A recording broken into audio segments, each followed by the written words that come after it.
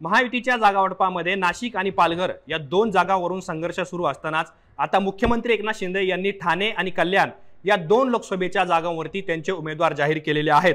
ठाण्यामध्ये त्यांनी शिवसेनेचे प्रवक्ते आणि त्यांचे विश्वासू नेते नरेश म्हस्के यांना निवडणुकीच्या रिंगणात उतरवलंय, तर दुसरीकडे कल्याणमध्ये अपेक्षितपणे त्यांचे पुत्र आणि कल्याणचे सध्याचे खासदार श्रीकांत शिंदे यांना शिवसेनेने उमेदवारी दिलेली आहे। रात्री ठाण्यामध्ये मुख्यमंत्री एकनाथ शिंदे यांनी त्यांचे नेते, पदाधिकारी आणि कार्यकर्त्यांसोबत जवळपास 2.5 तास बैठक घेतली। पदाधिकाऱ्यांशी चर्चा करण्यात आली आणि त्यानंतर कल्याण आणि ठाण्यामध्ये कोणता उमेदवार द्यायचा, आपल्याकडे ही जागा ठेवायची का याबद्दल निर्णय झालेला होता। आणि त्यानंतर आता अधिकृतपणे ठाणे आणि कल्याणमध्ये शिंदेच्या शिवसेनेने उमेदवार जाहीर केलेले आहेत। आता ठाणे आणि कल्याण ही जागा एकनाथ शिंदे यांच्यासाठी महत्त्वाची यासाठी सुद्धा होती, कारण शिवसेनेचे हे दोन गड आहेत, दोन बालेकिल्ले आहेत। परंतु एकनाथ शिंदे हे भाजपसोबत आल्यानंतर, ते मुख्यमंत्री झाल्यानंतर भाजपने या दोन्ही मतदारसंघांवरती दावा ठोकलेला होता। भाजपचे नेते प्रचाराला सुद्धा या ठिकाणी आलेले होते। स्वतंत्रपणे संघर्ष सुद्धा दोन्ही पक्षाच्या नेत्यांमध्ये होत असल्याचं आपल्याला पाहायला मिळालं होतं। तर एकीकडे दक्षिण मुंबई आणि संभाजीनगर राखल्यानंतर मुख्यमंत्री शिंदे यांनी ठाणे आणि कल्याण सुद्धा राखलेलं आहे। त्यामुळे कुठेतरी जागा वाटपामध्ये शिंदेच्या शिवसेनेने आघाडी घेतल्याचं आपल्याला पाहायला मिळतंय। परिणामी आता भाजपच्या विरोधानंतर सुद्धा शिंदेंनी 4 जे महत्त्वाचे लोकसभा मतदारसंघ आहे आणि त्यामध्ये ठाणे आणि कल्याण हे सुद्धा जोडले गेलेले आहे। परिणामी आता भाजपचा विरोध असून सुद्धा मुख्यमंत्र्यांनी ठाणे आणि कल्याण कसं राखलं, भाजपचा याला विरोध कसा होता आणि या सगळ्या प्रकरणामध्ये एकनाथ शिंदे यांनी कशी बाजी मारली, या सगळ्या प्रश्नांची उत्तरं आपण या व्हिडिओमध्ये पुढच्या काही मिनिटांमध्ये जाणून घेणार आहोत। नमस्कार, मी आतिक आणि तुम्ही पाहताय मुंबई तक। एकनाथ शिंदे हे राज्याचे मुख्यमंत्री झाल्यानंतर भाजपने ठाणे आणि कल्याण या दोन लोकसभेच्या महत्त्वाच्या जागांवरती दावा ठोकलेला होता।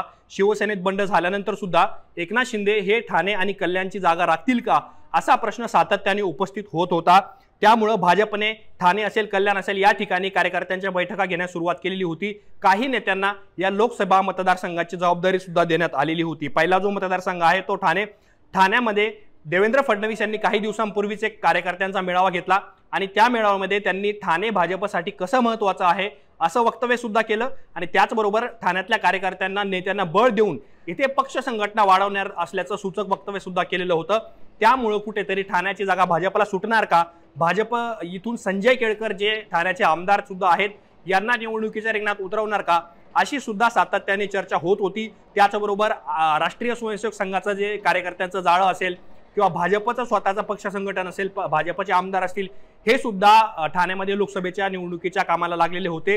त्यामुळे भाजपने या ठिकाणी दावा आपल्याला ठोकल्याचं पाहायला मिळालं होतं। रामभाऊ म्हाळगी जे जनता पार्टीचे खासदार ठाण्यामधून निवडून आलेले होते, त्यानंतर 1989 असेल, 91 असेल, इथून भाजपचे राम कापसे हे सुद्धा निवडून आलेले होते। परंतु ज्या वेळेला आनंद दिघे यांचा राजकीय उदय ठाण्यामध्ये झाला आणि त्यांच्या आग्रहाखातर ही जागा भाजपकडून शिवसेनेला, त्यावेळेची युनायटेड शिवसेना यांच्याकडे गेली आणि त्यानंतर शिवसेनेत जे बंड झालं 2022 मध्ये, त्यानंतर एकनाथ शिंदे भाजपसोबत आले आणि तिथून खऱ्या अर्थाने चर्चा सुरू झालेली होती की भाजपकडे ठाणे जाईल। ठाण्यातून संजय केळकर जे भाजपचे ज्येष्ठ नेते मानले जातात त्यांना निवडणुकीच्या रिंगणात उतरवलं जाईल। त्याचबरोबर भाजपने सुद्धा इथे प्रचाराची रणधुमाळी असेल किंवा कार्यकर्त्यांना सोबत घेणं या प्रकरणांची सुद्धा खबरदारी घेतलेली होती। आणि दुसरीकडे एकनाथ शिंदे हे सुद्धा ठाण्याची जागा राखण्याबद्दल ठाण होते। ज्यावेळेस जागा वाटपाची चर्चा झालेली होती, अमित शहा महाराष्ट्रामध्ये आले, त्यांनी सुद्धा जागा वाटपाची चर्चा केली। त्यावेळेस सध्या आमचे जेवढे खासदार आहेत त्या जागांवरती आम्ही कुठलीही तडजोड करणार नाही अशी काहीशी भूमिका शिवसेनेकडून घेण्यात आलेली होती। संजय शिरसाट असतील किंवा खुद्द मुख्यमंत्री असतील किंवा शिवसेनेचे अन्य नेते असतील, यांनी याबाबत अनेकदा वक्तव्य केलेली होती आणि जागा वाटपामध्ये असाच काहीसा सूर हा मुख्यमंत्री एकनाथ शिंदे यांचा दिसून आलेला होता। रत्नागिरीची जागा शिवसेनेने सॅक्रिफाईस केली आणि त्यानंतर आता ठाणे आणि कल्याण या दोन लोकसभा मतदारसंघामध्ये शिंदेच्या शिवसेनेने त्यांचे उमेदवार जाहीर केलेले आहे। आता आपण ठाण्याचं बघितलं, कल्याणची स्थिती नेमकी काय होती, तर कल्याणमध्ये सुद्धा मुख्यमंत्री एकनाथ शिंदे हे सत्तेवर आल्यानंतर, मुख्यमंत्री झाल्यानंतर भाजपने कल्याणमध्ये दावा ठोकलेला होता। कल्याणमध्ये गणपत गायकवाड असतील, त्यांचं गोळीबार प्रकरण असेल आणि त्यानंतर रवींद्र चव्हाण जे सध्याच्या सरकारमध्ये मंत्री सुद्धा आहेत, रत्नागिरीचे पालकमंत्री सुद्धा आहेत, रवींद्र चव्हाण हे कल्याणमधून निवडणूक लढणार असल्याच्या चर्चा सातत्याने सुरू होत्या। ते कल्याणमध्ये सुद्धा सक्रिय झालेले होते आणि रत्नागिरीमध्ये सुद्धा सक्रिय झालेले होते। त्यामुळे भाजपकडून त्यांना निवडणूक लढण्याबाबत ग्रीन सिग्नल मिळाला का अशी सुद्धा सातत्याने चर्चा होत होती। भाजपचे नेते असतील, कार्यकर्ते असतील, हे सातत्याने बैठका घेत होते। भाजप सर्वात जास्त आक्रमक जर कुठे झालेली होती तर ती होती कल्याण, आणि कल्याणचेच लोकसभा मतदारसंघ, त्याचबरोबर ठाणे सुद्धा होता। आणि इथे मुख्यमंत्री एकनाथ शिंदे यांचे पुत्र श्रीकांत शिंदे हे खासदार आहेत, लगातार दुसरी टर्म ते इथून खासदार झालेले आहे। त्यामुळं एकनाथ शिंदे यांना जागा वाटपामध्ये कोंडी करण्याचा प्रयत्न भाजपने जर कुठे केला तर तो कल्याण आणि ठाणेमध्ये सुद्धा केलेला होता।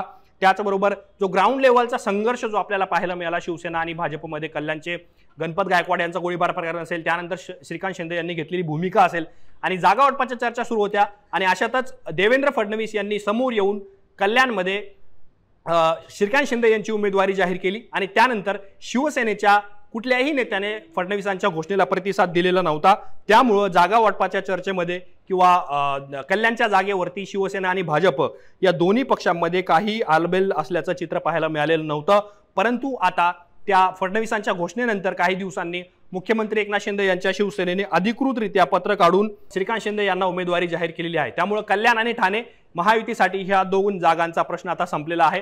परंतु महायुतीमध्ये सगळे पक्ष एकत्र येतील का, सगळे नेते एकत्र येतील का, यावर सुद्धा अद्याप प्रश्नचिन्ह कायम आहे। कारण वैशाली दरेकर यांच्या प्रचाराला गणपत गायकवाड यांच्या पत्नी कल्याणमध्ये आल्या होत्या, त्यामुळे सुद्धा महायुतीतला वाद हा समोर आल्याचं आपल्याला पाहायला मिळालं होतं। आता ठाण्यातून राजन विचारे जे ठाकरे गटाचे सध्याचे खासदार आहेत, विद्यमान खासदार आहेत, त्यांना उद्धव ठाकरेंनी पुन्हा एकदा उमेदवारी दिलेली आहे। त्यामुळे नरेश म्हस्के विरुद्ध राजन विचारे अशी सेना विरुद्ध सेना अशी काहीशी लढत ठाण्यामध्ये होणार आहे, आणि तशीच काहीशी लढत कल्याणमध्ये सुद्धा श्रीकांत शिंदे विरुद्ध वैशाली दरेकर ज्या शिवसेना ठाकरे गटाच्या उमेदवार आहेत, या दोन्ही लोकसभा मतदारसंघांमध्ये एक प्रकारची लढत ही दोन उमेदवारांमध्ये जरी असली, सेना वर्सेस सेना जरी असली, तरी सुद्धा उद्धव ठाकरे विरुद्ध एकनाथ शिंदे अशीच काहीशी लढत होणार असल्याचं आपल्याला पाहायला मिळणार आहे। याबद्दल तुम्हाला काय वाटतं हे आम्हाला कमेंट बॉक्समध्ये कळवा। असेच माहितीपूर्ण व्हिडिओ पाहण्यासाठी मुंबई तकच्या YouTube चॅनलला सबस्क्राईब करायला विसरू नका।